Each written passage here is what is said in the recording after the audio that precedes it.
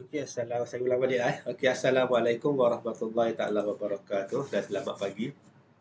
Okey, hari ini kita akan masuk berkenaan dengan bab 3 kesan ekonomi kapitalis dan ekonomi selepas Perang Dunia kedua lah Okey, jadi kalau ikut slide ni memang banyaklah dia punya apa ni teks dia lah tapi saya akan buat dalam bentuk yang apa ni yang lebih mudah difahami lah supaya kita nampak kelainan lah dalam apa ni proses pembelajaran Okey, saya akan pakai dia Kogel Kogel ni dia macam satu seolah-olah macam peta bidang lah supaya kita dapat saya dapat meringkaskan lah maklumat-maklumat dalam slide tu dalam bentuk peta bidang Okey, kalau kita lihat kesan okey, kesan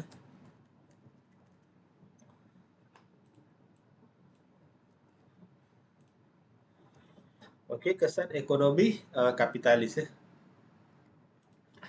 Okay, sebenarnya untuk kesan ni dia ada banyak sebenarnya kalau kita lihat pada masa sekarang pun inilah kesan-kesan dia lah yang kita uh, terima dan terpaksa terima lah apa yang berlaku di dalam negara ataupun yang berlaku di luar negara Jadi kesan-kesan tu adalah merupakan satu proses sebenarnya dari segi sejarah dia dari segi apa ni masa-masa yang lepas yang berlaku kita nampak sebelum ni kita pernah apa ni jumpa berkenaan dengan kerajaan terawal lah kerajaan maritim, kerajaan agraria dan macam-macam lah bagaimana mereka berkembang kemudian datangnya apa ni pihak Inggeris lah iaitu penjajah datang untuk melebar luaskan pengaruh masing-masing lah dan mereka juga mempunyai kepentingan masing-masing lah selain daripada agenda-agenda untuk pembangunan tetapi ada juga agenda-agenda yang lain lah Okey, yang pertama adalah berkaitan dengan kesan yang pertama adalah berkaitan dengan perkembangan infrastruktur Okey. Perkembangan infrastruktur yang kedua adalah perkembangan bandar. Kalau kita lihat banyak infrastruktur. Infrastruktur ni adalah kemudahan-kemudahan uh, kemudahan-kemudahan asas lah terutamanya kalau kita nampak secara fizikal secara fizikal kita nampak jalan raya kemudahan apa lagi elektrik dan perhubungan-perhubungan yang lain lah seperti telefon dan juga apa ni dari segi apa pengangkutan darat dan juga pengangkutan laut lah dan juga perkembangan bandar-bandar yang daripada perkampungan ataupun pusat-pusat pelombongan ataupun pelandangan sedikit demi sedikit akan menjadi satu bandar yang besar lah dan terus kekal lah dan ada juga bandar-bandar yang berubah yang berubah daripada apa satu penempatan kepada satu penempatan yang lain lah dan juga ada bandar-bandar tersebut kekal sehingga sekarang lah contohnya kalau kita lihat Johor Johor Bahru Johor Bahru itu merupakan bandar yang baru lah sebelum ni ada Johor Lama Johor Lama maksudnya kerajaan yang sebelum tu lah kemudian berpindah kepada Johor Bahru lah dia punya tu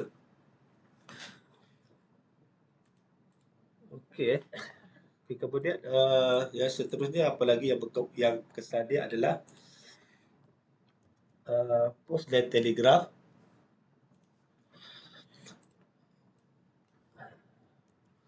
Ini adalah untuk apa ni perhubungan lah biasanya kalau pada zaman sekarang ni kalau kita lihat kebanyakan uh, apa ni pembelian lah ataupun penghantaran surat dan bungkusan menggunakan sistem apa ni penghantaran menggunakan pos lah dan benda tu kekal sampai sekarang lah dia punya tu kemudian perindustrian dan permodalan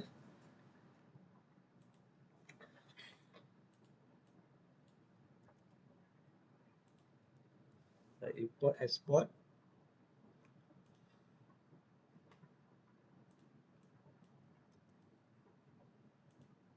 Okey, kongsi gelap dan seterusnya adalah perburuhan lah. Ini antara kesan lah yang mungkin ada kesan-kesan yang lain juga yang tak dapat disenaraikan lah. Ataupun apa lagi rasa kesan-kesan yang berlaku daripada ekonomi kapitalis ni yang awak rasa lah kesan-kesan dia. Ada boleh bagi ni ataupun boleh tulis type saja dekat ruangan chat tu, Google Meet tu. Apa lagi kesan-kesan yang lain selain daripada perindustrian, perkembangan bandar, perburuhan, perkembangan infrastruktur, kongsi gelap, pos dan telegraf, import export, ataupun kesan-kesan yang lain yang awak nampak pada masa sekarang tu. Okey, perbezaan taraf hidup kaum-kaum. Okey, betul tak? Okey, kesan yang lain.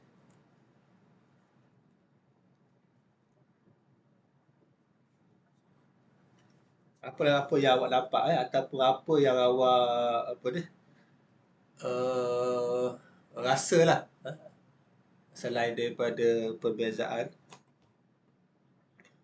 Ya, kita ramai ada berapa orang? 22 Kalau seorang satu bagi satu idea pun kita dah dapat 22 20 idea ataupun jawapan lah kesan dia. Apa lagi kesan dia?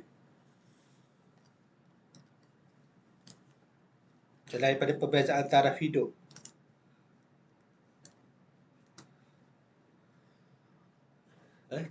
Kita di Malaysia ni ada 3 kaum utama lah dan juga ada kaum-kaum yang minoriti lah.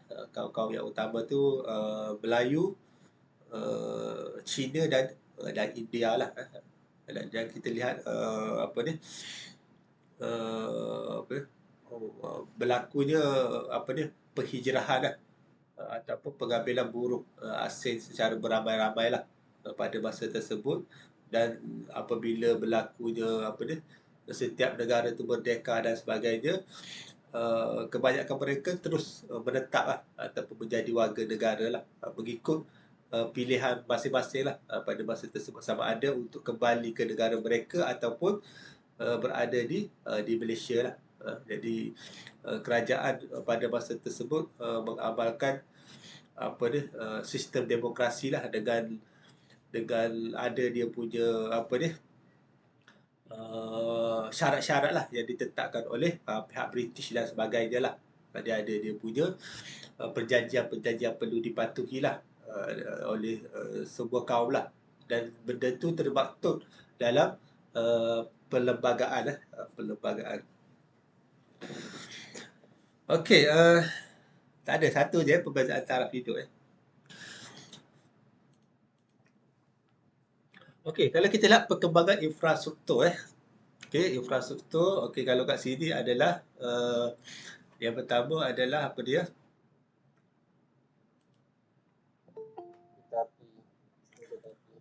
Okey, okey, kereta api kereta api.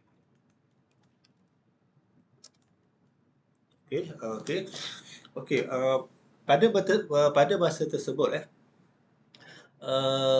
tanah Melayu ni merupakan salah sebuah pengeluar lah,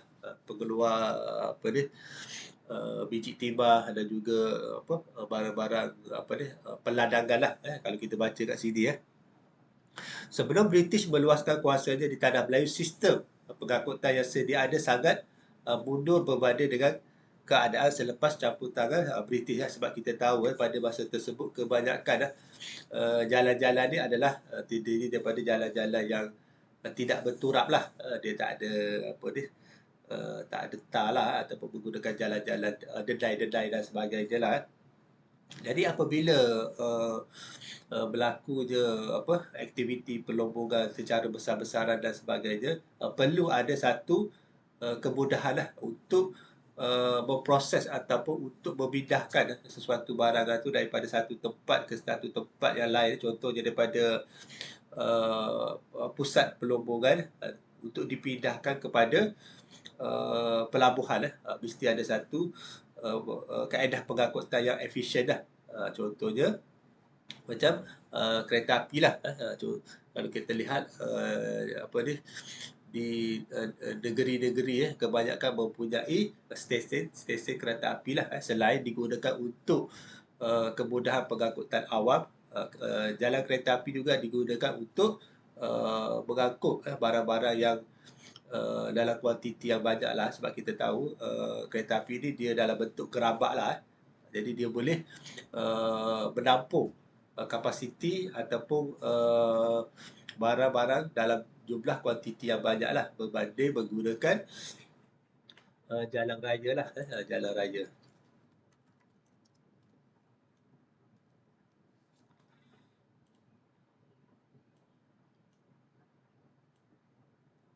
Okay, jalan kereta api dan juga jalan raya. Okey, British telah memperkenalkan cara membina jalan raya dan jalan kereta api. Kalau kita lihat jalan raya ni dibina menggunakan apa ni? Dia ada bahan-bahan dia lah, daripada batu bata, batu-batu kelikir lah, batu-batu kelikir, pasir, dan juga bahan untuk yang diturak tu daripada apa ni, hasil ataupun sisa, sisa petroleum lah. Jadi petroleum ni yang dijumpai ataupun yang digunakan bila kita padaskan pada satu suhu yang tertentu, dia akan menghasilkan minyak, dia akan menghasilkan bahan-bahan yang berbeza lah, dan akhir sekali yang terakhir akan menghasilkan satu bahan yang dikenali sebagai tar lah. Jadi benda itulah yang digunakan untuk bahan untuk membuat salah satu bahan yang digunakan untuk jalan raya lah, sebab tar ni dia berwarna hitam lah, dan biasanya dari segi saiz bahan-bahan ataupun warna-warna hitam ni dia lebih cepat cepat penjerat panas dan cepat mengurangkan ataupun menghilangkan panas lah, berbanding dengan bahan yang berwarna putih. Dia punya kaedah dia macam ni. Sebab tu kalau kita lihat jalan raya kebanyakan berwarna hitam lah, berwarna hitam, dan adalah macam garisan putih dan juga garisan kuning tu untuk apa ni, untuk benda-benda yang lain lah. Kalau kuning tu biasanya untuk persimpangan dan sebagainya lah. Dia ada dia punya dalam peraturan-peraturan jalan raya lah. Okey, kemudian perusahaan biji timah terus berkembang pesat semasa pemerintahan British di negeri-negeri Melayu bersekutu lah. Jadi aktiviti pelombongan ini merupakan salah satu aktiviti yang penting lah pada masa tersebut. Dan kalau kita lihat pada masa kini, kebanyakan aktiviti tersebut berubah kepada dalam sektor perladangan lah. Kalau kita lihat banyak tanah-tanah digunakan lah untuk penanaman kelapa sawit, getah, ataupun bahan-bahan ataupun bukan bahan pertanian-pertanian lain lah. Macam sekarang ni dia ada satu trend, kebanyakan kebun-kebun sawit ni telah ditukar menjadi kebun-kebun durian. Kebun-kebun durian. Sebab apa? Sebab harga durian tu lebih mahal dan juga dia bermusim lah, berbanding dengan kelapa sawit. Kelapa sawit ni dia ikut pasaran semasa lah, pasaran semasa. Mungkin pada sebelum ni harga okey, tapi sekarang ni dimaklumkan lah harga minyak kelapa sawit tidak berapa tidak berapa tinggi lah harga dia jatuh. Harga disebabkan oleh negara Indonesia telah mengeksport juga minyak kelapa sawit dia, menyebabkan harga kelapa sawit itu jatuh lah. Okey, perkembangan ekonomi di kawasan pedalaman menyebabkan cara pengangkutan tradisi tidak lagi memainkan peranan yang penting yang mampu memberi kepuasan kepada penduduk tempatan, sehingga sebaliknya hanya menjaga kepentingan ekonomi British. Sebab kalau kita lihat kebanyakan kawasan-kawasan yang dibangunkan biasanya di kawasan-kawasan bandar lah. Kalau kita lihat sama juga kebanyakan kawasan-kawasan yang dimajukan lebih kepada kawasan-kawasan bandar lah. Sebab apa? Sebab itu merupakan aktiviti ekonomi yang besar lah, berbanding dengan kawasan-kawasan yang kampung lah. Tetapi kalau kita lihat pada masa sekarang ni, bukan setakat kawasan bandar tetapi kawasan kampung juga turut dimajukan lah, tapi berperingkat-peringkat lah. Tetapi kawasan-kawasan bandar ni masih berdominasi lah dalam aktiviti-aktiviti ataupun dalam proses-proses pembangunan lah. Banyak kemudahan dari segi apa ni, jalan raya, sistem apa ni, elektrik, sistem telekomunikasi, banyak tertumpu di kawasan-kawasan bandar lah. Sebab tu kalau lihat macam contoh kawasan-kawasan kampung ni, walaupun ada apa jalan raya yang tidak berapa besar dan sebagainya ataupun lebar, dan juga kemudahan internet kurang dia punya liputan dia lah, disebabkan oleh apa ni, permintaan sebenarnya. Orang-orang yang berada di bandar ni biasanya banyak apa ni, banyak kemudahan lah yang mereka perolehi lah. Tetapi ada juga dia punya masalah yang lain lah. Contohnya melibatkan kos sara hidup yang tinggi lah dia punya tu Okey, kemudian sebelum campur tangan British, sungai memainkan peranan penting dalam perkembangan ekonomi, sosial dan politik di tanah Melayu. Jadi sungai sebelum ni kita pernah lihat kerajaan maritim dia menggunakan ataupun agrarian menggunakan sungai lah, satu-satunya pengangkutan untuk perhubungan lah. Sebab tu orang-orang Melayu pada masa dahulu dia mahir dalam membina bot-bot ataupun kapal-kapal yang besar lah untuk pengangkutan lah. Jadi peranan sungai pada waktu itu sebagai jalan perdagangan utama bagi pengangkutan barangan berat dan juga jarak jauh. Dan sekarang pun sungai ataupun laut tu masih lagi digunakan lah. Sebab apa? Sebab dapat mengangkut barangan dalam kuantiti yang besar lah. Kalau kita lihat macam kapal-kapal kargo boleh menampung lah permintaan ataupun muatan yang begitu banyak. Kalau awak lihat dekat pelabuhan Pasir Gudang, pelabuhan Tanjung Pelepas, banyak kapal-kapal lah yang berada di pesisiran pantai yang berlabuh lah untuk menghantar ataupun untuk mengangkut barang-barang dalam kontainer lah. Begitu. Okey, sungai merupakan jalan yang praktikal untuk menerobos jaluran paya di kawasan pedalaman. Jadi ada juga kawasan-kawasan yang terpencil lah, yang boleh dilalui menggunakan jalan-jalan sungai. Sebab pada masa tersebut kawasan tanah Melayu ni banyak diliputi oleh hutan-hutan yang tebal lah, yang menyukarkan untuk membawa barang-barang dengan dalam kuantiti yang banyak. Pada masa tersebut pengangkutan darat tidak dimajukan dengan baik kerana yang pertama adalah faktor alam sekitar lah. Faktor alam sekitar yang berpaya dan berair yang melambatkan pergerakan di darat. Sebelum tu ada juga manusia menggunakan gajah ataupun menggunakan kuda dan sebagainya lah untuk membawa, ataupun menggunakan tenaga manusia untuk membawa barang. Tetapi cara tersebut tidak praktikal lah. Okey, kemudian hutan yang tebal dan sukar ditembusi lah, sebab kawasan kita, kawasan tanah Melayu ni diliputi oleh hutan hujan khatulistiwa lah. Dia punya banyak kayu-kayu ataupun pokok-pokok besar lah pada masa tersebut. Okey, pada zaman pemerintahan British, sungai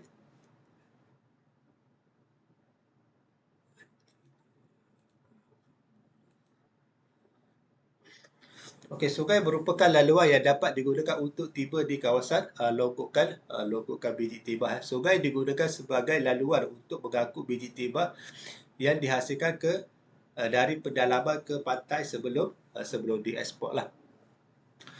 Kemudian usaha pelombongan yang berterusan ini telah mewujudkan sistem pengangkutan yang baru, iaitu menggunakan jalan darat menjadi pilihan kepada pihak British bagi menampung keperluan pengangkutan lah. Sebab mereka cuba mempercepatkan sebenarnya proses pengeluaran biji timah tu secara besar-besaran lah. Sebab mereka tahu British tahu dia tidak boleh berada selama-lamanya lah pada satu-satu tempat tersebut. Sebab apa? Sebab lama kelamaan mereka akhirnya akan keluar juga daripada tempat tersebut. Itulah yang mereka dampaklah. Sebab tu mereka cuba mengambil sebanyak mungkinlah khazanah-khazanah yang berada di tempat yang mereka jajah lah. Dia punya tu ya. Okey, jalan apabila kawasan pelombongan dan pelandangan getah memiliki sistem pengangkutan yang tersusun, maka wujudlah pendapatan-pendapatan yang barulah. Biasanya kalau ada kemudahan-kemudahan, maknanya masyarakat ataupun manusia akan membina lah pendapatan dengan kelebihan ataupun kemudahan yang ada lah.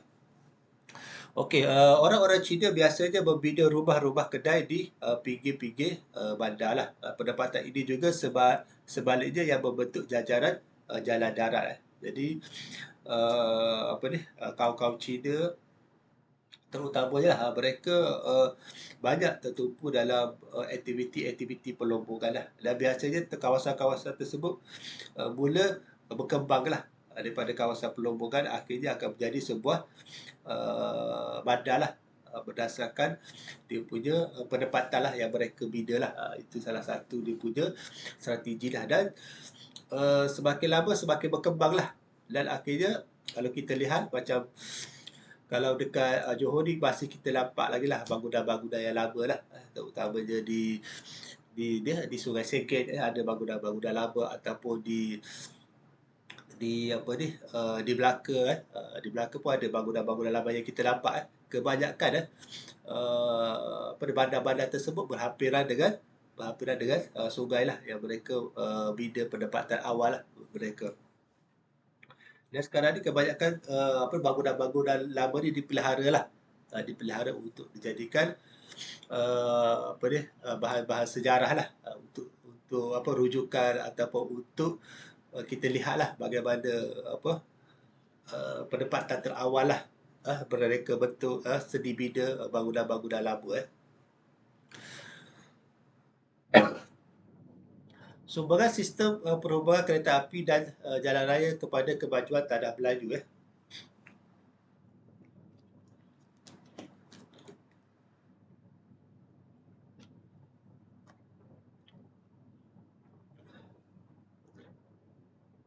Okay, perkembangan bandar-bandar di tanah Melayu, hal ini dapat dibuktikan apabila perkembangan ekonomi telah memaksa pihak kolonial British membina jalan pengangkutan darat yang menghubungkan kawasan Lombok dan juga pelabuhan disebabkan aktiviti-aktiviti perniagaan lah, ataupun aktiviti ekonomi itu semakin berkembang, jadi memerlukan satu kemudahan lah, ataupun salah satu perancangan yang teratur lah, iaitu dengan membina jalan raya.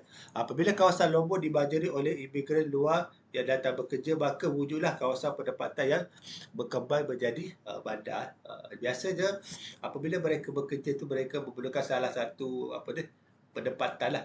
Jadi pendapatan yang mereka bina tu lama kelamaan menjadi salah satu keperluan lah untuk pihak British untuk membina jalan raya, selain juga untuk pengangkutan lah biji timah.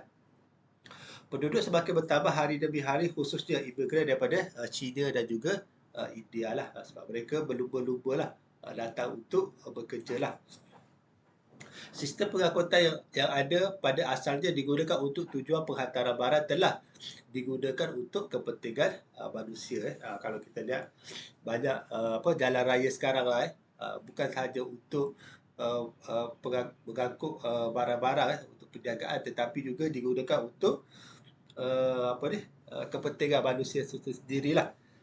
Dia tidak pergi ke sesuatu destinasi lah, jadi menggunakan jalan raya yang sama, tetapi timbul satu masalah kalau pada masa sekarang, kesesakan jalan raya, terutamanya pada waktu-waktu yang puncak lah, waktu pagi ataupun waktu pulang daripada kerja lah, ataupun waktu-waktu musim-musim perayaan lah. Itu masalah yang berlaku lah, disebabkan oleh bilangan kenderaan yang semakin bertambah lah, tetapi jalan raya tidak dinaik taraf lah.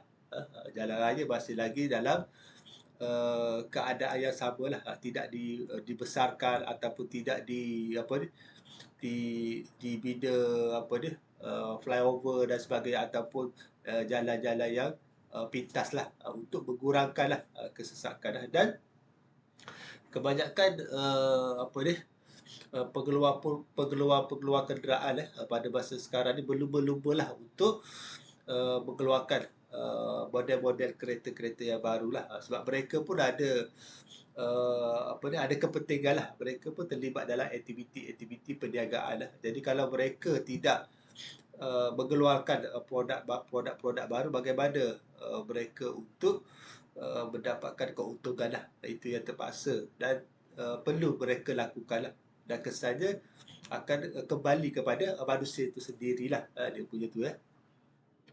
Okey, kereta api misalnya digunakan oleh masyarakat di tanah Melayu untuk sampai ke destinasi tertentu lah. Biasanya ada juga lah, daripada Johor Bahru kita boleh pergi mana-mana destinasi lah di semenanjung tanah Melayu lah. Kalau Sabah Sarawak tu kita terpaksa menggunakan pengangkutan lain lah, seperti kapal ataupun kapal terbang lah. Kemudian British turut mendapatkan kawasan pentadbiran mereka di kawasan bandar lah. Misalnya pada tahun 1840 Taipei telah menjadi ibu negeri Perak setelah pembunuhan J.W.W. Bush. Pada Kuala Lumpur pula menjadi bandar penting apabila setelah kemajuan lombong biji timah di Ampang. Jadi Kuala Lumpur tu sebenarnya berkembang daripada aktiviti biji timah, sebab tu nama dia Kuala Lumpur. Jadi kat situ memang selalu berlaku je banjir lah. Jadi itu disebabkan bentuk muka bumi dia macam gitulah. Jadi kalau orang-orang yang berada di Kuala Lumpur memang sering berhadapilah situasi banjir kilat. Sebab apa? Sebab memang kawasan Kuala Lumpur tu adalah kawasan pelompongan biji timah yang kawasan takungan air lah. Sudah cerita kawasan takungan air yang menyebabkan apabila hujan melebihi julat yang tertentu akan menyebabkan berlakunya banjir-banjir kilat lah. Tetapi tidak mustahil lah di mana-mana bandar pun sama mungkin akan berlaku juga banjir-banjir kilat, disebabkan oleh selain daripada faktor muka bumi, faktor-faktor sistem pengairan lah, ataupun pencemaran yang berlaku menyebabkan air tersebut sukar ataupun lambat dialirkan ke laut. Sebab kalau kita lihat macam contoh negara Singapura jarang kita dengar lah, walaupun dia sebuah negara yang kecil, tetapi dari segi sistem pengairan ataupun sistem pengangkutan mereka begitu berkesan lah ataupun efisien lah, yang menyebabkan mereka boleh boleh bertahan lah sekiranya berlaku hujan yang lebat dan sebagainya. Jarang kita dengar di kawasan Singapura ni ada yang berlaku banjir lah. Ada tetapi jarang, tidak seperti di Kuala Lumpur lah. Okey, Johor menjadi negeri pertama memiliki sistem kereta api yang menghubungkan Johor Bahru dengan Gunung Pulai lah.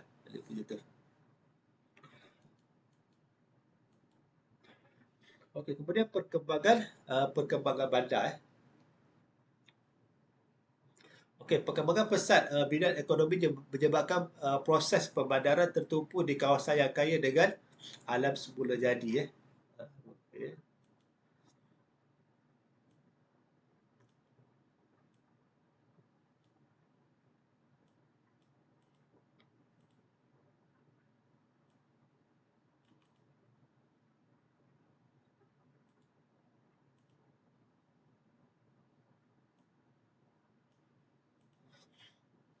Okay. Disebabkan oleh alam semula jadi.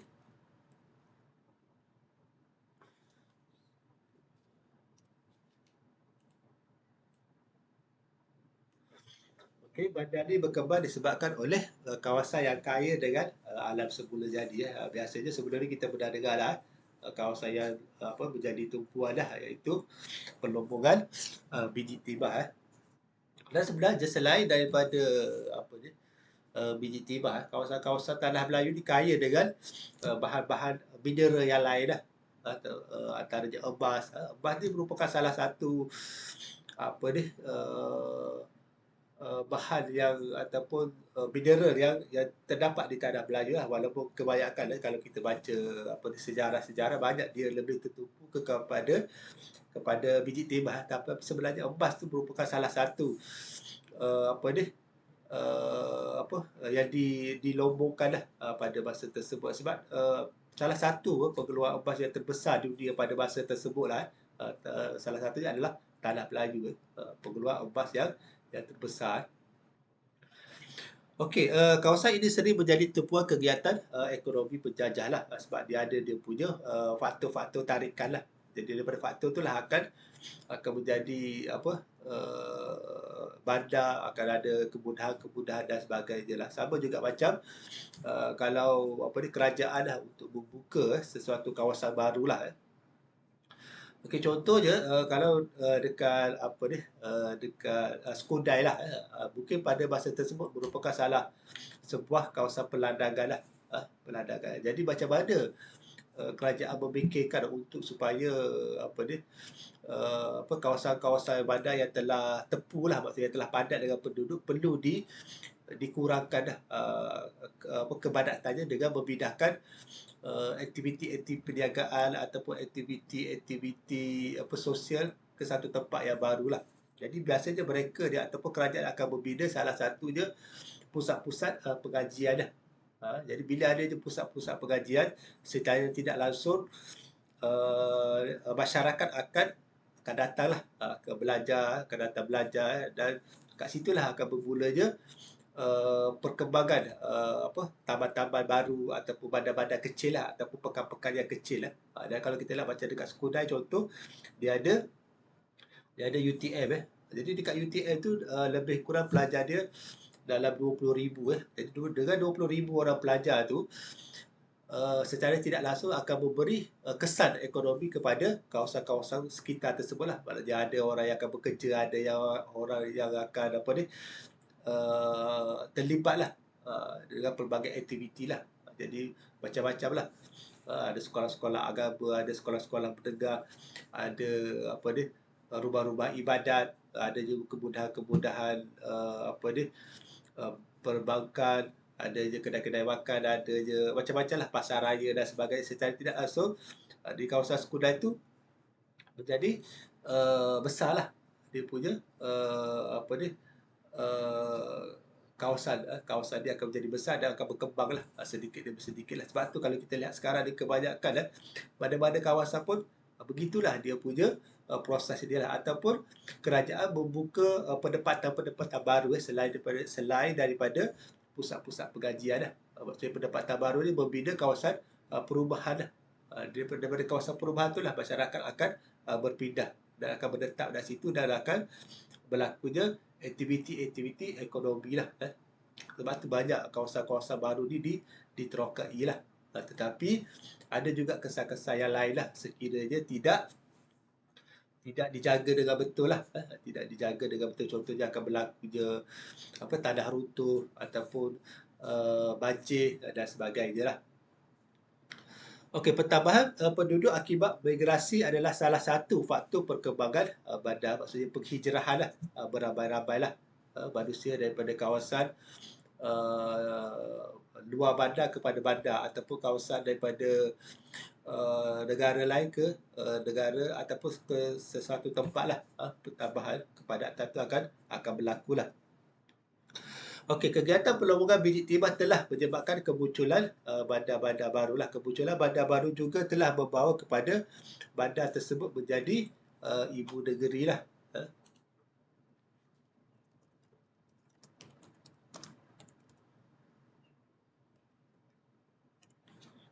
Secara tidak langsung daripada kepadatan penduduk dan pelbagai aktiviti yang dijaga, secara tidak langsung bandar-bandar tersebut akan menjadi sebuah ibu negeri lah. Dan kalau kita lihat macam contoh majlis bandaraya dulu dikenali sebagai majlis perbandaran, kemudian dinaik taraf menjadi sebuah majlis bandara je lah. Maksudnya bilangan penduduk di suatu kawasan itu mula bertambah dan ekonomi semakin lama semakin berkembang lah. Dan dia akan apa ni, berperingkat-peringkat lah, pendarafan tersebut lah. Dia sama macam kita belajar lah. Semakin lama kita belajar, semakin tinggi lah kita punya sijil yang kita dapat lah. Contohnya daripada UPSR lah, contoh kalau saya lah UPSR, PMR, SPM, diploma, ijazah dan seterusnya. Dia akan mula berkembang seiring dengan perkembangan kita punya ilmu pengetahuan lah. Begitu juga dengan bandar, daripada apa, perkampungan akan menjadi sebuah pekan, kemudian akan menjadi sebuah bandar, seterusnya, dan akhir sekali akan menjadi sebuah ibu negeri lah. Okey, contohnya kemunculan bandar baru juga telah membawa kepada bandar tersebut menjadi ibu negeri seperti bandar Taiping. Taiping dekat Perak, Seremban dan Kuala Lumpur lahir daripada aktiviti perlombongan lah. Sebab apa? Sebab kat situ ada banyak dia punya apa ni, kalau Perak ni banyak apa, biji timah lah, seperti dengan Kuala Lumpur lah dia punya tu. Kemudian pos dan telegraf.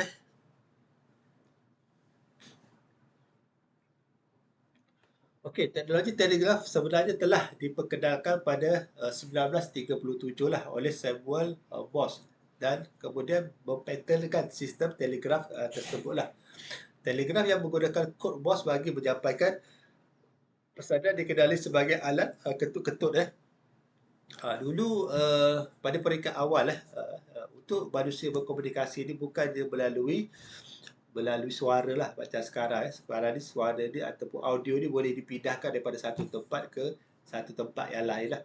Tetapi pada masa dahulu teknologi audio tu tidak ada lagi lah, belum dijumpai lah. Jadi mereka akan menggunakan ketuk-ketuk, maksudnya ada signal lah. Dia ada dia punya apa ni, bunyi apa ni, bunyi beep dia lah. Kalau pendek ada satu maksud, kalau panjang dia ada maksud-maksud yang lain. Kalau bunyi 2-3 kali ataupun bunyi, dia ada sela-sela masa dia lah. Tek tek tek tek tek. Dia jadi ada satu orang yang boleh menterjemahkan lah dia punya kod tersebut lah untuk menjadikan satu perkataan lah ataupun maklumat lah. Jadi kalau dulu bukannya macam sekarang kita boleh cakap dalam masa yang panjang dan sebagainya, cuma boleh menghantarkan perkataan-perkataan pendek yang penting-penting sahajalah dia punya tu. Okey, telegraf mula digunakan di negara ini sejak 1870-an pada zaman kolonial. Ia diperkenalkan bertujuan membolehkan perhubungan pegawai-pegawai British dengan dunia luar lah. Jadi kat situ pun ada kelebihan lah. Jadi mereka tidak perlu pergilah ke sesuatu tempat tersebut untuk berkomunikasi lah. Tetapi dengan telegraf tu lebih cepat dan juga lebih mudah. Apatah lagi pada masa sekarang dengan menggunakan smartphone, telefon pintar dan sebagainya, kita boleh bercakap secara audio ataupun secara video lah dan sebagainya lah.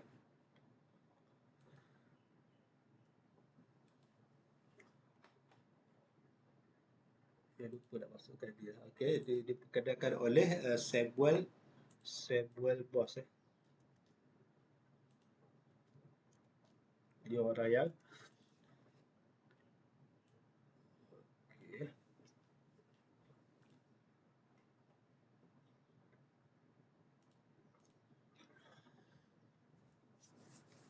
sejarah telekomunikasi negara bermula dengan pengenalan perkhidmatan pos dan telegraf yang ketika itu dianggap satu perkhidmatan yang saling berkait.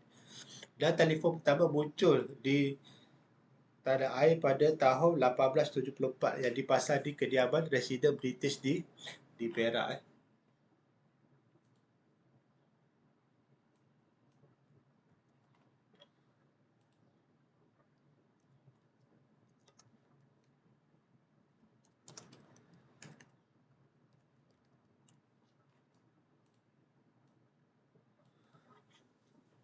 Okey, pada tahun 1876 satu talian telegraf sepanjang 43.2 kilometer telah dipasang merentangi hutan dari kediaman residen British di Kuala Kangsar sehingga pejabat pembantu residen di Taipei lah.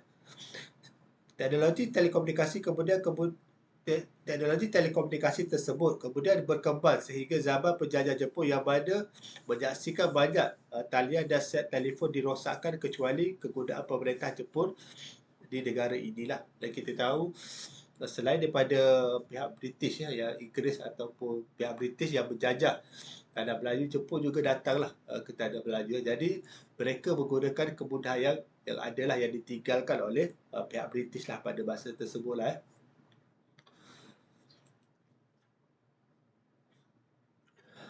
Antara tiga buah negeri kolonial tersebut, Singapura dan Pulau Pinang mempunyai lebih banyak pejabat pos berbanding Melaka kerana kedua-dua negeri tersebut merupakan kota pelabuhan utama pada ketika itu yang menerima para pedagang dan warga asing yang ramai lah.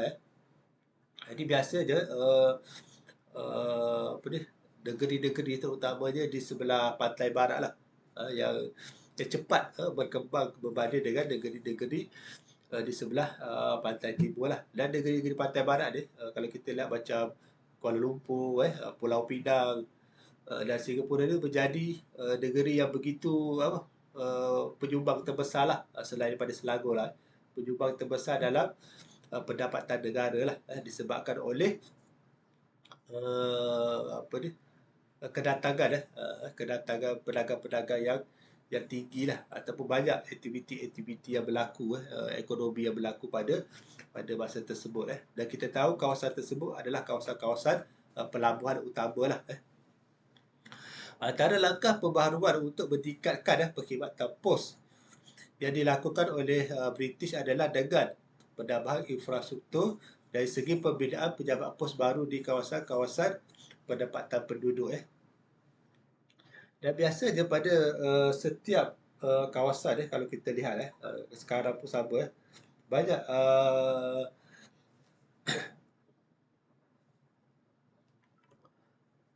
pejabat-pejabat pos yang yang dibangunkan yang dibuka kalau macam sekarang ni bukan setakat syarikat pos Malaysia sahaja yang terlibat dalam aktiviti-aktiviti penghantaran bungkusan dan sebagainya lah, tetapi ada juga syarikat-syarikat yang lain lah. Kalau kita lihat sekarang ni banyak apa ni JNT di Javan, Lalamove dan sebagainya lah yang begitu cepat berkembang disebabkan oleh aktiviti-aktiviti perniagaan secara atas talian lah yang menyebabkan berlakunya satu fenomena barulah dalam proses perniagaan dan juga proses pembelian lah. Dulu kalau kita nak beli barang mesti kena pergi ke kedai lah. Tapi sekarang ni kalau kita nak beli barang cukup sahaja kita melalui telefon bimbit lah. Kita boleh beli kita boleh order barang secara order barang ataupun kalau kita nak beli makanan dan sebagainya pun boleh menggunakan telefon bimbit. Tetapi ada dia punya charge ataupun harga yang berbeza lah berbanding kalau kita beli secara fizikal lah yang kita pergi kalau kita nak pergi pun mungkin macam sekarang ni semakin lama manusia ni semakin malas lah semakin malas nak keluar rumah, dia cuba nak mudah dan juga cepat lah. Jadi itu memberi kelebihan lah yang menyebabkan syarikat-syarikat penghantaran Korea ni dia begitu cepat berkembang lah disebabkan oleh aktiviti-aktiviti perniagaan dan banyak. Kalau kita lihat sekarang ni banyak produk-produk baru lah ramai yang jadi dropship ataupun yang menjadi duta kepada sesuatu barangan lah. Dan sekarang ni ataupun dalam masyarakat dunia sekarang ni ataupun trend sekarang ni kebanyakan mereka suka berbelanja secara atas talian lah. Kalau kita lihat macam Shopee ataupun Lazada yang bermonopoli lah dalam aktiviti-aktiviti perniagaan secara atas talian ataupun melalui siaran televisyen pun sama. Kalau kita lihat banyak juga waktu-waktu waktu-waktu tertentu lah, antara pukul pagi ke ataupun tengah hari ke, ada syarikat-syarikat yang yang menawarkan lah atau yang buat promosi melalui televisyen. Itu antara media-media yang mereka gunakan lah, selain daripada media sosial, media elektronik ataupun melalui media cetak lah. Tapi kalau media cetak ni mungkin kurang lah. Kurang dia punya promosi dia lah, sebab melalui media sosial ni dia lebih lebih cepat, dan semua orang pada masa sekarang ni kebanyakan dah mempunyai telefon bimbit. Itu memberi satu kelebihan lah, kelebihan kepada syarikat-syarikat perniagaan lah yang terlibat. Okey, pelbagai perkhidmatan turut disediakan bagi memudahkan proses penghantaran surat dan bungkusan. Selain itu, pengangkutan moden telah dibawa masuk untuk tujuan penghantaran pos. Pembaharuan ini telah menyumbang kepada kelancaran sistem pentadbiran selain memudahkan untuk urusan masyarakat umum lah. Jadi manusia ni dia semakin lama semakin berkembanglah dia punya pemikiran.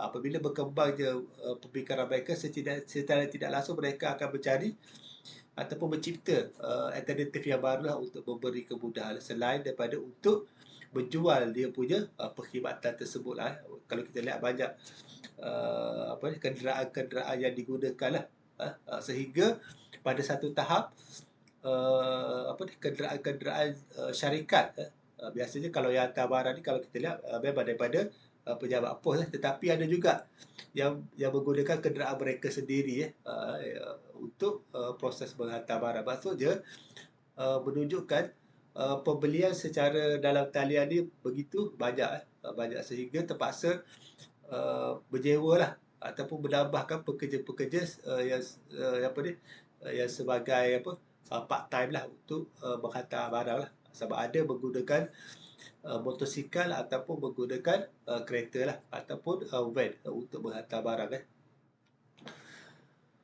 Okey, kemudian pada tahun 1890-an kemudahan peti surat turut disediakan oleh pentadbiran British untuk memudahkan urusan kiriman surat oleh masyarakat tempatan lah.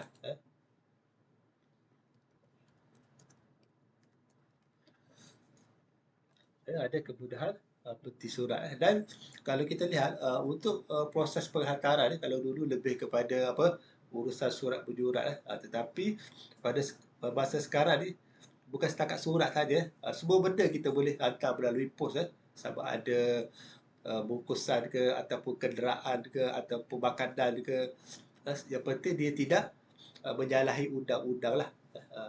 Menyalahi undang-undang maksudnya kita menghantar barang-barang yang dilarang lah, seperti dadah ke ataupun senjata api dan sebagainya. Mereka boleh mengambil tindakan lah ke atas kita lah. Biasanya bila kita nak hantar barang tu, dia akan tanya lah ataupun dia akan scan. Dia akan tengok barang tersebut lah.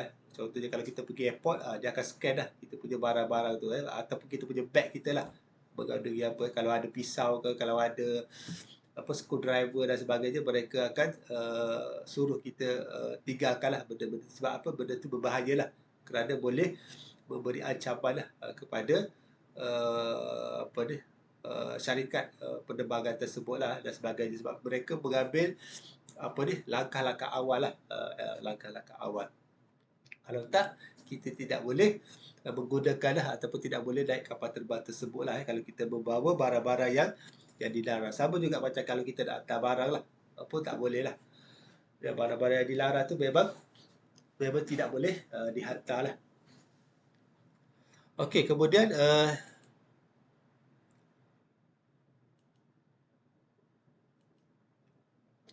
kita pergi pada perindustrian dan juga permodalan. Okey, tanah Melayu merupakan sebuah negara yang kaya dengan bahan mentah.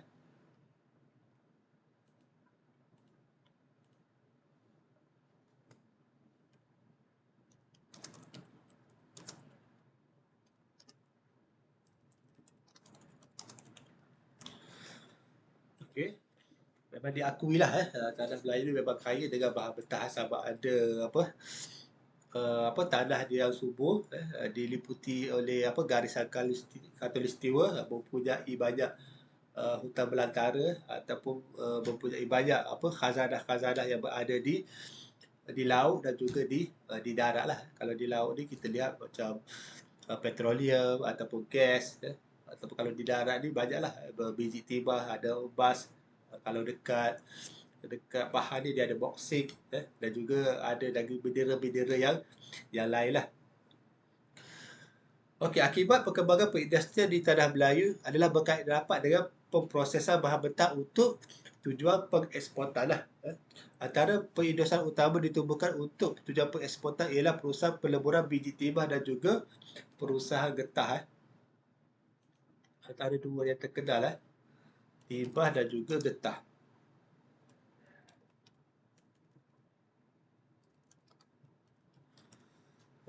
Timah dan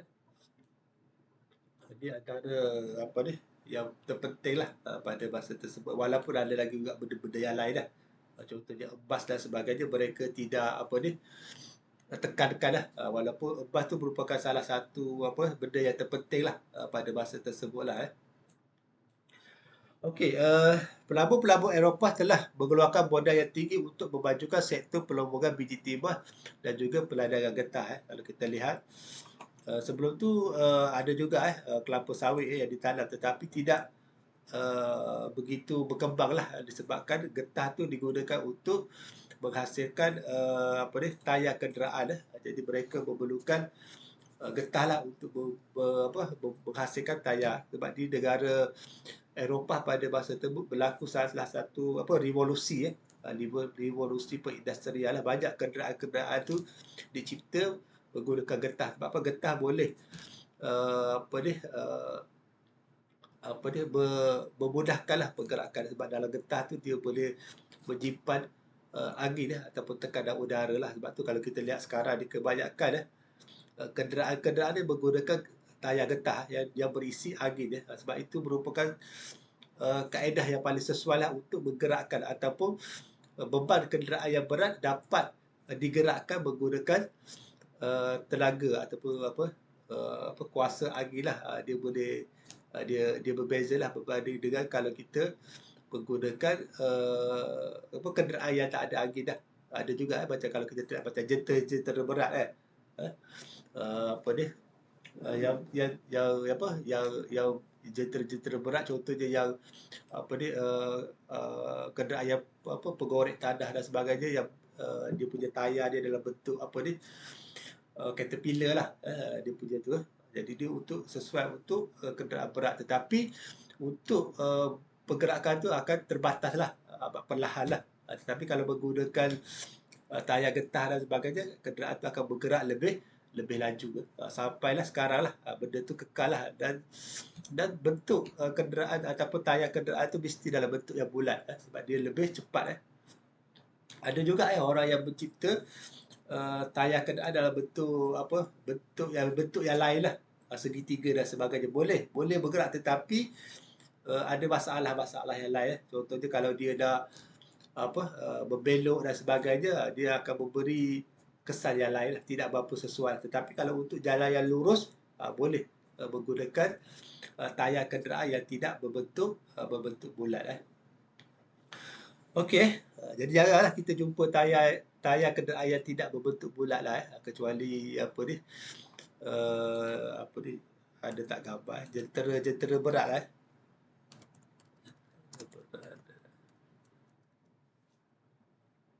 Ada tak gambar dia? Okey, contohnya macam ni lah. Contoh dia. Bukan yang bawah dia, yang atas dia, di case dia, yang korek tanah dia, tayar dia dalam bentuk caterpillar macam gini lah. Jadi sesuai untuk bergorek tanah, tetapi tidak sesuai untuk dijadikan pengangkutan awam lah. Kalau pengangkutan awam semua kebanyakan menggunakan tayar yang bulat lah, dia punya tu. Okey.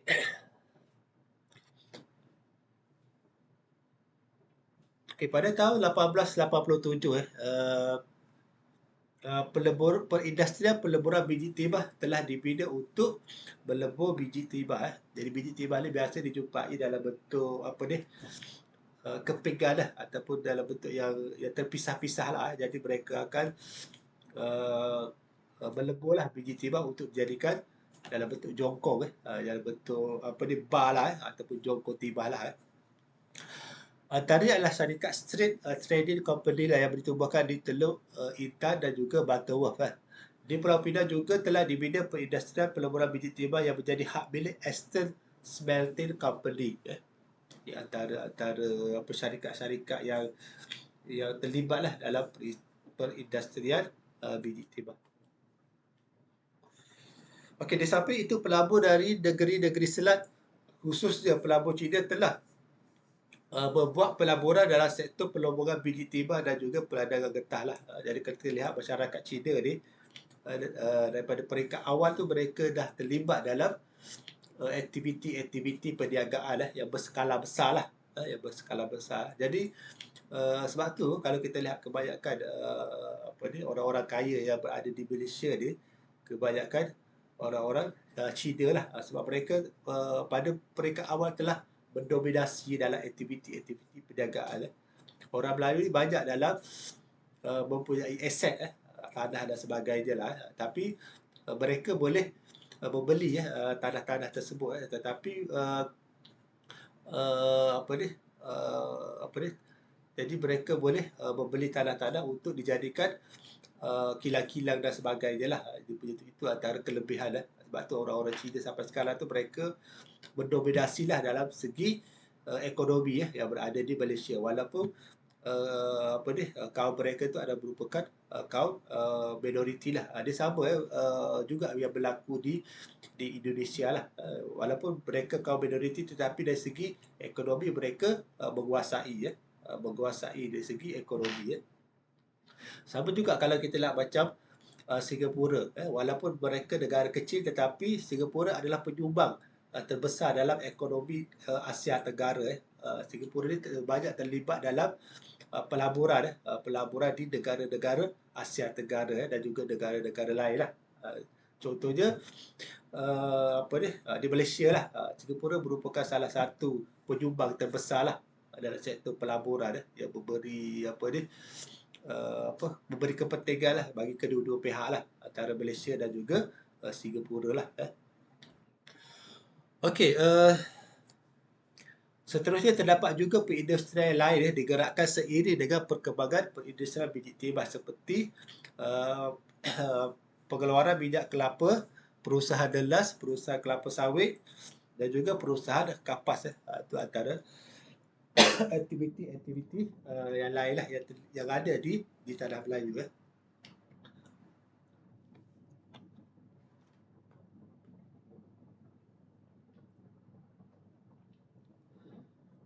Okey, kalau di Johor ni Dalas lah yang paling popular lah, antara yang apa, pengeluar Dalas yang terbesar lah di Johor, ataupun di Terengganu pun ada Dalas tapi berbeza lah. Sabah Sarawak pun ada dia punya Dalas, tapi ada dia punya jenis-jenis lah, mungkin variety tu berbeza lah dia punya tu. Dan kalau kita lihat dekat Johor ni, dekat apa, daerah-daerah Pontian ni ada banyak ladang-ladang dedas lah yang ditanam secara besar-besaran lah dia punya tu. Kemudian kita pergi pada import dan juga ekspor. Okey, kegiatan perdagangan di tanah Melayu banyak bergantung kepada ekspor barangan mentah seperti getah, biji timah dan juga hasil pertanian, terutamanya ke negara-negara perindustrian Eropah. Sebab kita banyak menghasilkan bahan-bahan mentah, bahan-bahan mentah.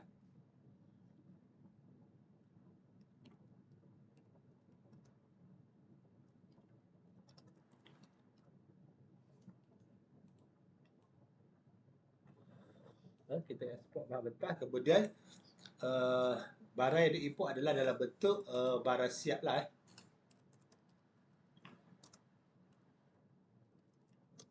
Okay, contohnya kita ekspor getah. Kita kita ekspor getah, apabila sampai di negara mereka, mereka akan menghasilkan pelbagai jenis produk plastik lah, dalam bentuk pelbagai jenis barangan lah, dan dia akan hantar dekat negara kita lah, dan dijual dengan harga yang lebih mahal lah, lebih mahal. Itu biasanya berlaku lah. Biasanya bahan mentah ni dijual dalam harga yang murah. Kenapa? Biasanya bahan mentah ni dia cepat cepat rosak lah, cepat rosak dan sebagainya lah. Jadi dia terpaksa dijual secara besar-besaran lah, atau dalam kuantiti yang banyak lah. Kalau tak, dia akan memberi kerugian kepada para petani lah. Tetapi setelah dikilangkan ataupun ditailkan, jadi dia akan jual balik dalam harga yang lebih mahal, dan bila disimpan dalam bentuk tin dan sebagainya, contoh, barang tersebut akan menjadi lebih tahan lama lah, dan sebagainya. Contohnya kalau ikan lah, kalau ikan dia ada ikan sardin lah. Jadi ikan sardin tu contoh boleh disimpan sampai 2 tahun, 3 tahun, berbanding kalau ikan yang kita beli dekat pasar mungkin boleh bertahan seminggu dan sebagainya lah, kalau kita simpan dalam peti ais dia punya tu. Okey, di Sabah hasil hutan dieksploitasi seperti sarang burung yang diekspor ke China. Dulu ada satu trend lah, ramai yang membina rumah-rumah sarang burung layar-layar lah.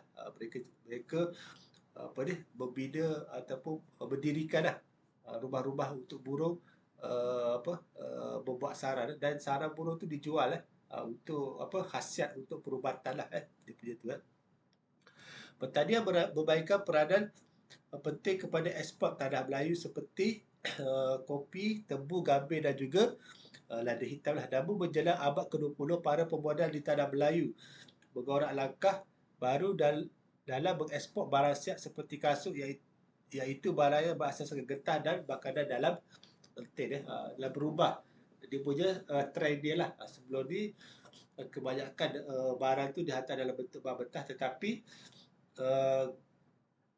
berlaku perubahan trend. Maksudnya mereka sendiri memproses barang tersebut di Malaysia, kemudian barang tersebut juga dijual kepada negara luar lah.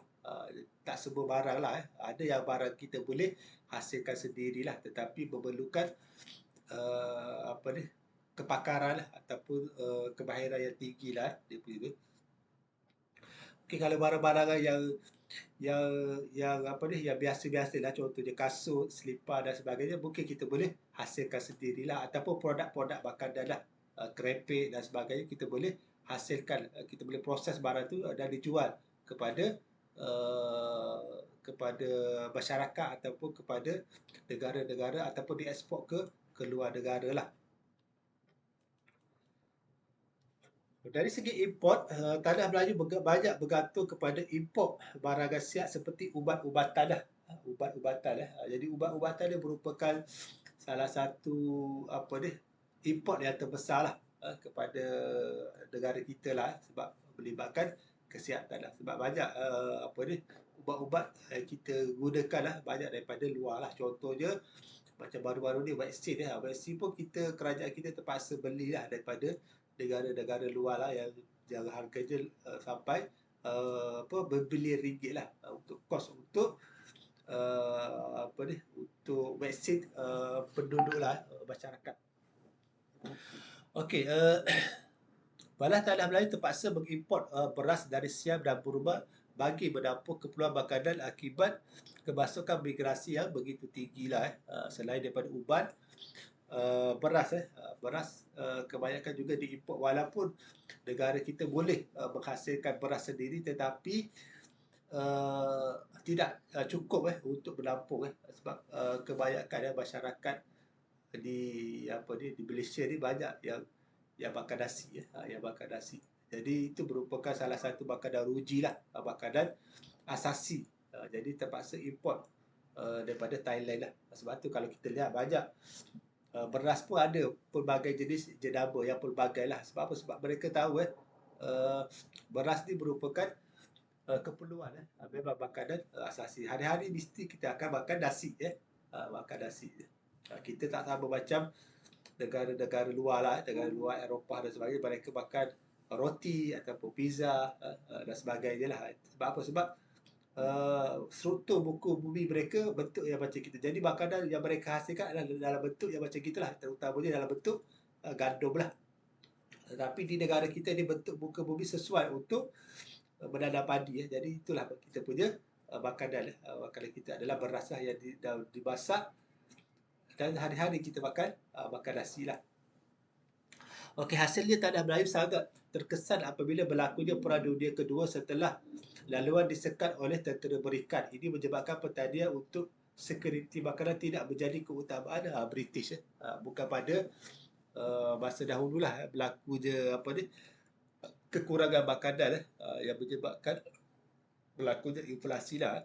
Dan sekarang pun kalau kita lihat pun berlaku juga maknanya peningkatan harga barangan secara secara besar-besaran lah, bukan setakat bahan-bahan mentah, bahan-bahan perkhidmatan, pembinaan dan sebagainya pun turut memberi kesan lah kepada pengguna. Kalau kita lihat macam ayam, barang-barang makanan semua naik harga pada masa sekarang itu berlaku dalam akibat ketidakseimbangan ekonomi global lah sebenarnya. Salah satu faktor adalah daripada perang Rusia dan juga Ukraine lah yang menyebabkan ekonomi dunia ni tidak begitu stabil lah. Banyak negara-negara terpaksa ataupun sistem bantuan mereka ni berubah lah. Kalau kita lihat negara kita pun ringgit kita jatuh jatuh, maksudnya harga tu semakin menyusut lah nilai bantuan tu tetapi ada juga nilai bantuan yang mengukuh, maksudnya semakin tinggi lah. Contohnya Singapura lah, dia bantuan dia semakin meningkat selain daripada bantuan dolar lah. Dia punya tu itu kesan dia lah. Jadi dalam ekonomi global ni kita tidak dapat berjangka lah berjangkakan situasi itu akan berlaku lah. Sebab tu dalam sesebuah negara tu perlu ada perancangan yang rapi lah. Kita tidak boleh bergantung semata-matanya daripada negara luar lah. Negara kita sendiri sepatutnya menghasilkan makanan kita sendiri Sebab apa? Sebab negara kita ni mempunyai tanah yang begitu luas ataupun laut yang begitu besar. Kita boleh mencarilah alternatif ataupun menghasilkan makanan kita sendiri. Sebab apa? Sebab bila kita bergantung kepada negara luar, sekiranya berlaku sekatan lah. Contohnya baru-baru dia India cuba mengurangkan ekspor gandum ke luar negara yang menyebabkan berlakunya krisis makanan lah, terutama juga gandum lah. Jadi apabila berlaku macam itu, kita tak ada tempat lah untuk mencari ataupun untuk mendapatkan bekalan tersebut. Jadi negara kita sendiri pun terpaksa mencari alternatif yang lain lah, dengan cara kita menghasilkan makanan kita sendirilah untuk keselamatan rakyat kita. Kemudian kongsi gelap Okey, kesan yang seterusnya adalah kongsi gelap Okey, kongsi gelap pada umumnya dibawa masuk oleh imigran daripada China ke tanah Melayu lah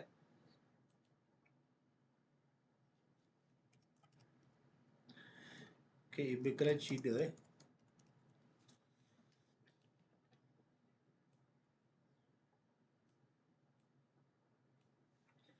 Jadi masyarakat Cina yang pada masa dahulu lah pada masa dahulu yang datang ke tanah Melayu ni bukannya orang-orang yang biasa-biasa sebenarnya mereka ni adalah yang terlibat dalam aktiviti-aktiviti kongsi gelap Jadi yang datang ke tanah Melayu untuk bekerja ni adalah orang-orang yang dibawa masuk oleh British lah. Tujuan dia adalah untuk mengekang lah untuk membolehkan mereka bekerja dalam masa yang sama dapat menguasai tanah Melayu lah. Okey, kongsi gelap ini sebenarnya telah berakar umbi di China lah. Oleh itu ahli-ahli mereka berpindah ke tanah Melayu telah membawa budaya mereka bersamalah. Jadi mereka didatang secara berperingkat-peringkat lah. Walaupun ada yang yang datang untuk bekerja, tetapi mereka juga datang untuk agenda-agenda yang lain lah. Bilangan ahli kongsi gelap di tanah Melayu semakin ramai dan kumpulan ini dibuat secara sistematik sehingga mempunyai pejabat di negeri-negeri selat dan cawangannya wujud di semua negeri. Antara kongsi gelap yang terkenal di tanah Melayu adalah Jihi dan juga Haisan.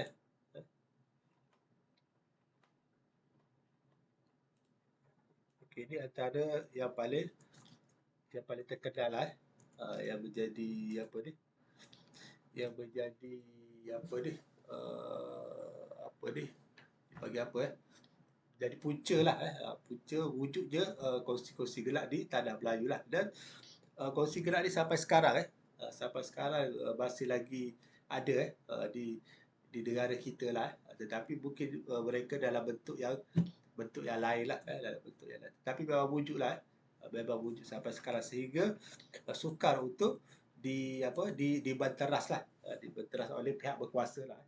Sama juga macam aktiviti-aktiviti jenayah dan sebagainya, dadah dan sebagainya pun sampai sekarang walaupun masalah tu wujud daripada dulu, sampai sekarang masih lagi tidak dapat dibendung. Sebab apa? Sebab ada orang yang orang apa ni, orang yang di sebalik tabir itulah yang berjaga dia punya kerja-kerja yang ataupun jadi perbuatan jenayah tersebutlah. Okey, kongsi-kongsi gelap berusaha menarik seberapa ramai ahli sehingga mereka memaksa setiap imigran Cina menyertai mereka lah.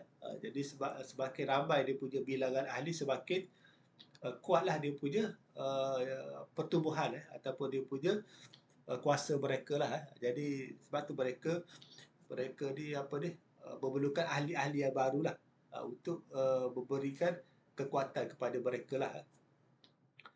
Okey, kebaikannya ialah kebajikan para imigran terjamin walaupun mereka terpaksa membayar wang perlindungan setiap bulan. Maksudnya dia ada dari sudut positif, kemudian dia ada juga dari sudut juga daripada sudut negatif dia lah. Bala British tidak menghalang perkembangan kongsi gelap sehingga berlakunya perang larut. Pergerakan kongsi gelap di tanah Melayu diketahui bermula di Perak. Ia bermula apabila pergaduhan dua puak pekerja di kawasan Bidik Timah membabitkan kumpulan Jihi dan juga Haisan yang berebut kawasan Bidik Timah. Okey, pergerakan kongsi gelap yang dibawa oleh pendatang Cina ketika itu adalah sama dengan pergerakan mereka di tanah besar lah.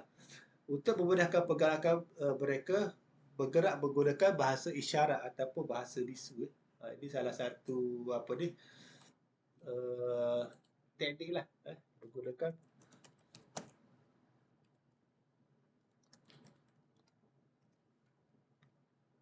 kalau kita tengok cerita-cerita pun ada dia tunjuk cara lah mereka berkomunikasi lah, sebab dia tak boleh bercakap. Kalau mereka bercakap mungkin kita boleh faham apa yang mereka utarakan lah, mereka bercakap. Tetapi kalau mereka menggunakan bahasa isyarat, mungkin mereka sahaja yang faham apa maksud dia punya isyarat-isyarat tersebut lah. Kumpulan kongsi gelap ini juga menjadikan lambang tertentu sebagai ikon kumpulan mereka seperti haiwan liar, mitos dan senjata api bagi melambangkan keganasan dan juga kekejaman mereka lah. Dia punya, kalau kita lihat dekat badan-badan mereka ataupun dekat lengan dan sebagainya, kaki mereka tu ada dia punya corak-corak tertentu lah yang mewakili dia punya pertumbuhan lah. Dan semakin banyak dia punya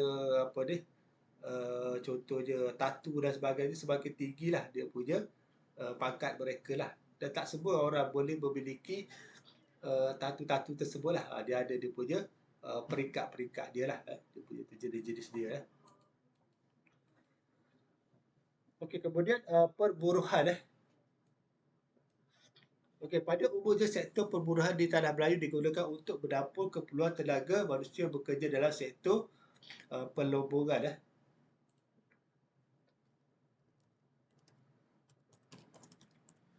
Okey, dalam sektor perlombongan. Kemudian sektor perladangan. pembinaan. Sekarang pun sama lagi lah. Kemudian perkhidmatan. Kalau perkhidmatan ni kalau kita lihat macam kalau sekarang lah, sekarang ni banyak buruh-buruh asing yang diambil bekerja dalam ke ketenteraan lah.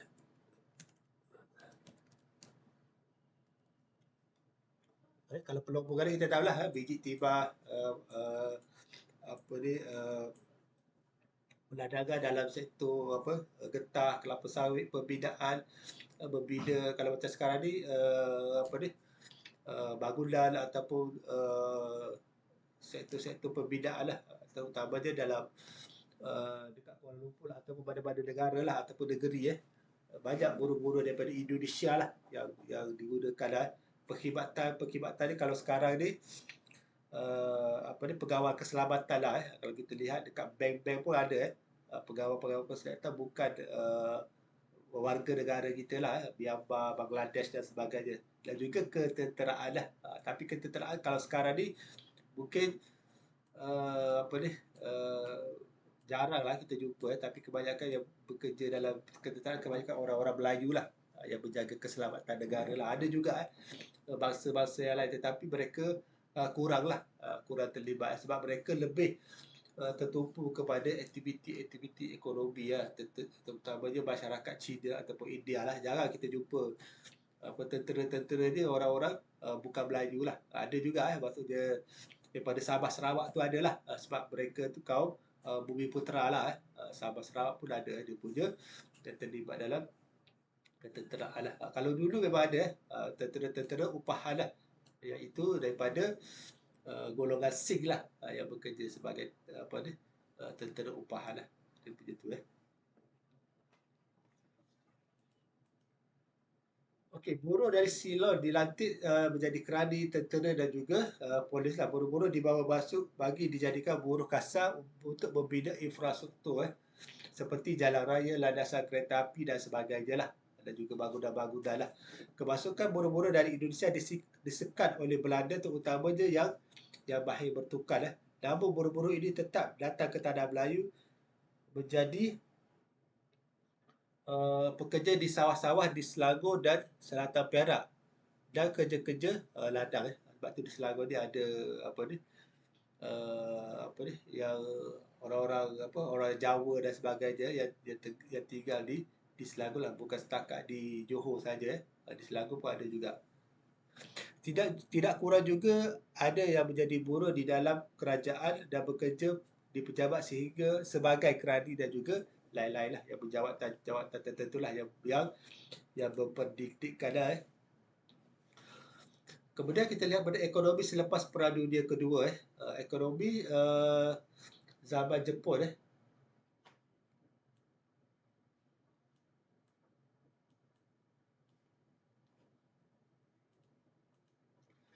Okey, pada zaman Jepun, ekonomi tanah Melayu boleh dikatakan meleset teruk dan hampir lumpuh daripada Perang Dunia Kedua, disebabkan oleh sekatan yang dikenakan oleh tentera-tentera berikat kepada Jepun yang berada di tanah Melayu lah begitu.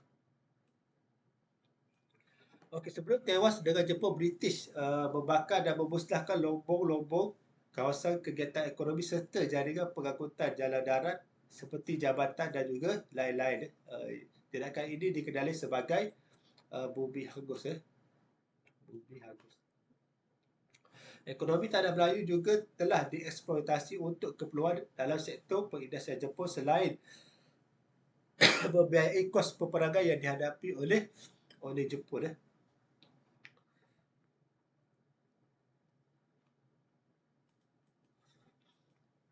Tentera Jepun telah berusaha untuk memonopoli hasil pengeluaran tanah Melayu serta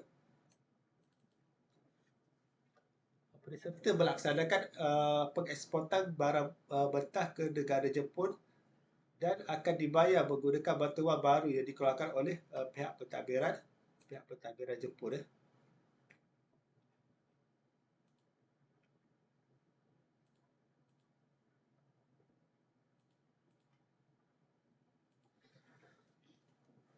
Okey, tanah Melayu adalah penting kepada pihak Jepun untuk memperolehi sumber bahan mentah untuk memenuhi keperluan perindustrian di negara mereka. Sebab mereka tahu di tanah Melayu ni kaya dengan pelbagai jenis bahan mentah yang menjadi tumpuan dah. Dan kalau kita lihat banyak penjajah-penjajah sama ada Jepun, sama ada Inggeris, Portugis, Belanda dan sebagainya. Mereka berlumba-lumba lah datang ke tanah Melayu ataupun kawasan apa ni Asia Tenggara lah untuk mendapatkan bahan mentah bagi keperluan perindustrian mereka lah. Bahan mentah yang dihantar untuk diproses di perkilangan Jepun akan dipasarkan semula ke negeri-negeri yang ditakluki oleh pentadbiran Jepun termasuklah tanah Melayu. Mereka akan menjual semula lah untuk mendapatkan keuntungan lah sebagai salah satu dia punya pasaran lah. Kalau kita macam contoh terlibat dalam aktiviti-aktiviti perniagaan kita memerlukan pasaran yang besar lah, barulah kita dapat meningkatkan pengeluaran dan juga mendapatkan keuntungan yang tinggi lah. Okey, Jepun telah memperkenalkan sistem ekonomi kawalan. Layanan istimewa hanya diberikan kepada syarikat Jepun. Syarikat Jepun telah mengambil alih kegiatan ekonomi yang ditinggalkan seperti biji timah. Jepun menggerahkan biji timah dan getah ke Jepun dari Pulau Pinang sebagai timbal balik. Syarikat Jepun telah membekalkan barang siap seperti ubatan, rokok dan juga anak patung lah di antara barang-barang yang menjadi permintaan lah. Permintaan. Namun separuh daripada barang tersebut terlepas ke pasaran gelap yang telah mengakibatkan harga barangan tidak dapat dikawal lah. Itu yang sekiranya berlaku macam kalau macam sekarang berlakunya penyelewengan, penyeludupan dan sebagainya yang menyebabkan kerugian kepada kerajaan dari segi cukai dan sebagainya lah. Monopoli perniagaan menggunakan lesen bayaran dan juga sewa tanah dia punya tu. Okey, seterusnya bekalan makanan di tanah Melayu beruncit akibat sekatan jalan laut oleh kapal selam tentera bersekutu. Hasilnya tanah Melayu yang selama ini bergantung kepada bekalan beras dan kain dari Siam berubah dan India tidak lagi dapat dibawa masuk. Itu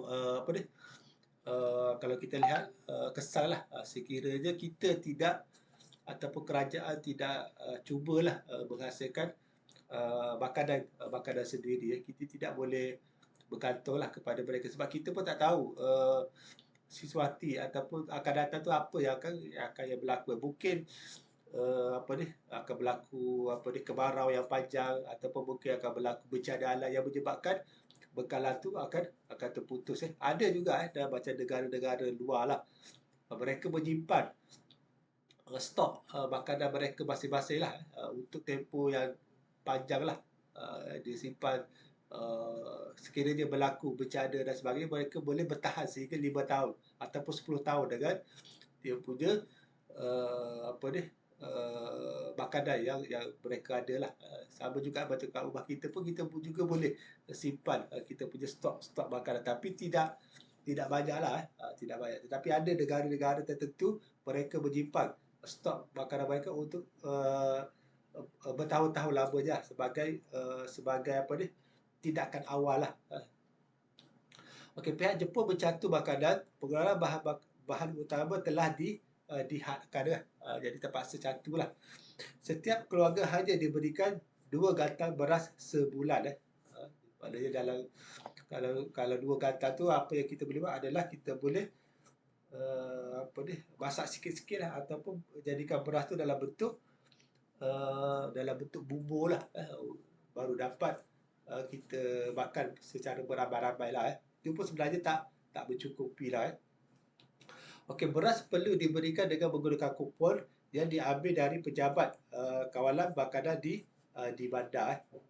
Pihak Jepun telah memberi galakan kepada penduduk tempatan untuk berdagang sendiri seperti sayur-sayuran, jagung dan juga ubi kayu. Dan kita tahu pada zaman Jepun pada zaman Jepun kebanyakan orang Melayu ni menanam ubi kayu lah sebagai makanan alternatif lah untuk bertahan untuk bertahan. Sebab pada zaman pemerintahan Jepun tu merupakan salah satu zaman susah lah. Mungkin mak ayah kita ataupun atuk-atuk kita pada masa dulu dapat merasai lah keadaan betapa susahnya bila sesebuah negara tu dijajah lah ataupun diperintahkan oleh orang lain lah, ataupun orang asing lah dan sebagainya lah. Sebab tu kita kena atau generasi sekarang ni perlu berhati-hati lah menjaga tanah air dengan bersungguh-sungguh lah. Jangan ada alasi-alasi jahat yang cuba mempengaruhi mungkin pada peringkat awal tu mereka memberi janji-janji manis dan sebagainya, tetapi apabila berkuasa dan sebagainya mereka melakukan tindakan yang sebaliknya lah dia punya tu sebab kalau kita lihat Jepun pada masa awal dia nak datang ke tanah Melayu dan sebagainya, dia memberikan janji-janji manis lah kepada penduduk tempatan lah, tetapi apabila mereka mendapat kuasa dan sebagainya, mereka lupa janji-janji mereka, lebih kepada kepentingan diri mereka sendirilah. Itu yang berlaku lah. Okey, kemudian sistem pertanian dagangan ditukar kepada pertanian sara diri lah. Penanaman padi dihentikan dan digantikan dengan tanaman ubi kayu dan juga padi lah. Penduduk disuruh menanam sendiri ubi kayu, beras, keledek dan juga sayur-sayuran. Kemudian Jepun memperkenalkan batu wang yang dikenali sebagai wang pokok pisang lah untuk ekonomi untuk untuk perbelanjaan lah. Sebab pada masa tersebut batu wang British tu tidak bernilai lah, tidak bernilai. Jadi Jepun ni mengeluarkan batu wang mereka sendiri dan diedarkan di tanah Melayu. Kesannya akan meningkatkan inflasi lah. Maksudnya barang tu tak ada tetapi terpaksa dibeli dengan harga yang mahal lah. Macam sekarang lah barang tu terhad, contohnya macam sekarang isu ayam ayam tu mungkin akan bercecah lebih daripada RM10 1 kilogram lah. Begitu mahal lah dia punya harga lah disebabkan oleh faktor-faktor ekonomi lah ataupun pengurangan subsidi kerajaan kepada rakyat lah. Mungkin daripada pengurangan subsidi tu boleh digunakan untuk tempat-tempat yang lain lah. Itu yang biasa diutarakan lah, diutarakan. Kemudian pasaran gerak terus berkuasa dan Jepun hanya mendiamkan perkara tersebut kerana terdapat orang Jepun sendiri yang terlibat. Ini juga menyuburkan aktiviti penyelundupan dan juga broker lintas darat dan juga lain-lain kegiatan gelap. Antara barangan yang diselundup termasuklah gula, tepung, rokok, arak, beras, candu dan juga ikan lah. Sistem pembunuhan yang diamalkan oleh Jepun adalah bersifat tanpa rela dan juga tanpa bayaran lah. Biasanya mereka akan mengarahkan terhadap peran seperti askar British dalam kerja pembunuhan seperti membaik pulih infrastruktur yang musnah akibat perang lah. Kalau kita lihat macam contoh filem Saja Hassan kita boleh nampak suasana masyarakat pada masa tersebut lah.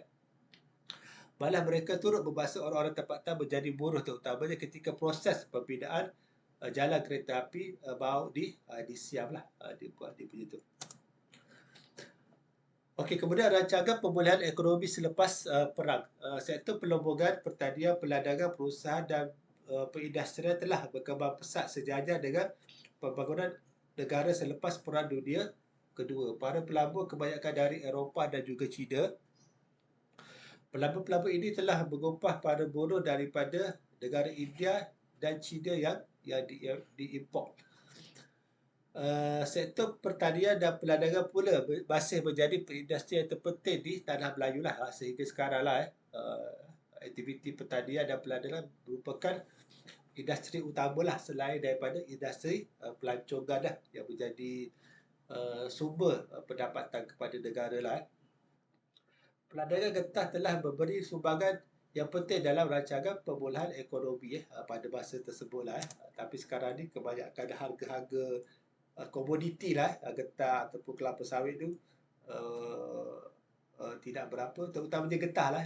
Harga getah tu tidak berapa tidak berapa tinggi lah nilai, disebabkan ada je getah tiruan. Mereka berjaya menghasilkan getah sendirilah, iaitu getah tiruan. Dan getah-getah asli ni ada juga digunakan, tetapi tidak begitu meluas lah. Sebaliknya, getah tiruan ni lebih mudah dihasilkan lah, dan memberi kos yang begitu murah. Itu yang menyebabkan getah plastik ataupun getah tiruan ni begitu popular lah. Okey, kilang-kilang kebanyakan telah dibina di kawasan peladangan getah yang mana memudahkan urusan bagi pemprosesan dijalankan. Selain itu, pertanian kelapa juga menjadi sumbangan yang besar kepada perkembangan ekonomi tanah Melayu lah. Dan pengeluar kelapa yang terbesar sekarang ni adalah Indonesia lah. Dia punya tu disebabkan oleh faktor muka bumi dia lah. Dia Indonesia ni dia banyak pulau-pulau, dia banyak tanah yang subur lah. Terutamanya selepas berlakunya gempa bumi dan sebagainya yang menghasilkan baja ataupun sumber mineral yang tinggi lah, dia punya tu khasiat.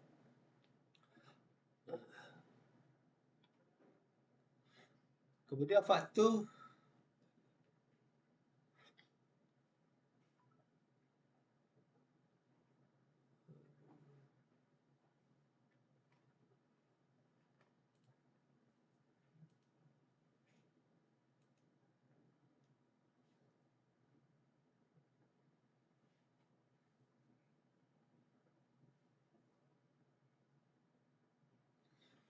faktor perkembangan faktor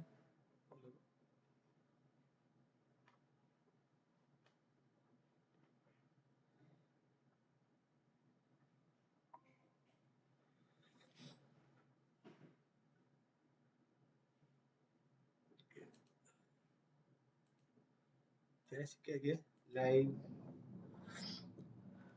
Okey, faktor-faktor perkembangan industri rega dan kemajuan dalam bidang pengangkutan, terutamanya dalam pembinaan jalan raya, pertambahan penduduk yang menyebabkan jumlah tenaga buruh semakin meningkat. Industri rega menumpukan perhatian penuh kepada pengeluaran barangan seperti makanan, minuman serta tembakau.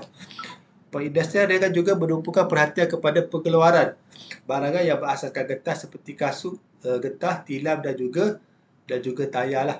Industri sekarang ni banyak industri rega yang berada di negara kita lah. Banyak kilang-kilang ataupun perusahaan SME lah, perusahaan kecil dan sederhana lah, terutama yang kerajaan lah memberi galakan lah supaya masyarakat terlibat dalam aktiviti-aktiviti perniagaan lah, supaya tidak hanya tertumpu kepada sektor-sektor tertentu lah, perdagangan, pertanian, tetapi industri-industri kecil yang pun boleh memberi sumbangan lah untuk menghasilkan produk-produk atau barangan siap dan sebagainya lah, dia punya tu.